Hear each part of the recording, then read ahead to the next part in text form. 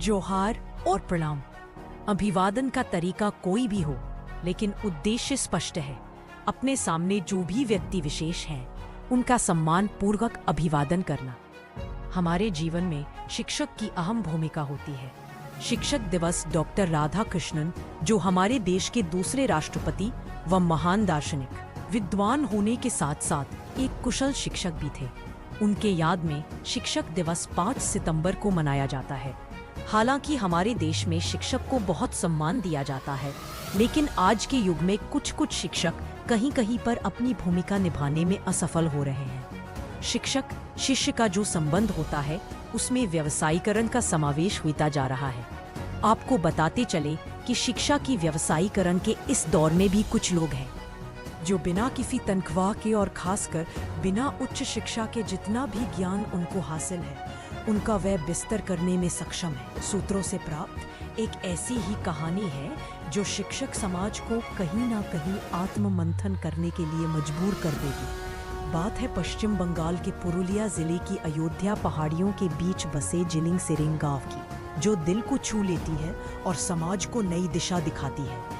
यह कहानी है मालती मुर्मू की, एक साधारण गृहिणी जिसने बिना किसी डिग्री, बिना किसी सरकारी मदद के अपने जुनून और हौसले से बच्चों के लिए एक अनौपचारिक स्कूल खड़ा कर दिखाया। मालती न तो शिक्षिका है, न किसी बड़े संगठन से जुड़ी है, लेकिन उनके दिल में जलता है शिक्षा का दीपक, जो 45 बच्चों की जिंदगी को रोशन कर रहा है। साल 2020 में शादी के बाद जब मालती अपने ससुराल जिलिंग सेरेंग गांव पहुंची, तो उन्होंने देखा कि गांव में शिक्षा की स्थिति बेहद दयनीय है। गांव में स्कूल तो था, लेकिन बच्चे वहां जाते नहीं थे। कारण था दूरी, गरीबी और जागरूकता की कमी। मालती का दिल यह देखकर पसीज गया। उन्होंने ठान लिया कि वह इन बच्चों को पढ़ाएंगी, भले ही उनके पास कोई औपचारिक डिग्री न हो।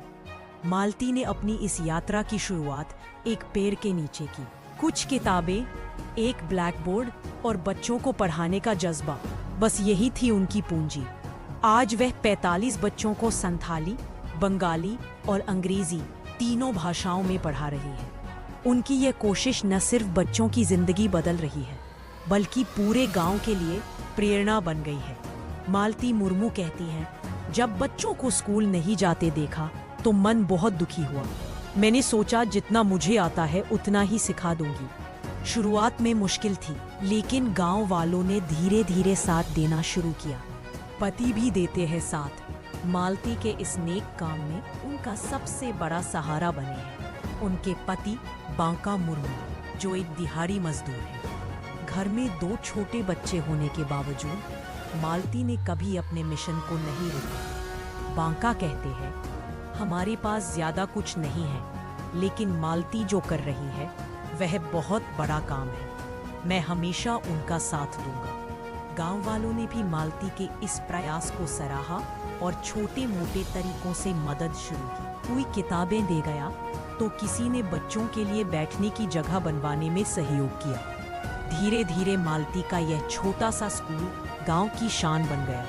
मालती की इस अनोखी पहल की कहानी जब सोशल मीडिया पर वायरल हुई, तो उनकी मेहनत को नई उड़ान मिली। एक स्वयंसेवी संगठन ने उनकी कहानी सुनी और तुरंत मदद के लिए आगे आया। संगठन ने मालती को किताबें, स्टेशनरी और 1 साल तक हर महीने 20,000 रुपए की आर्थिक सहायता देने का वादा किया। स्वयंसेवी संगठन के अमजद काजी कहते हैं, मालती दीदी का काम हमें बहुत प्रेरणादायक लगा।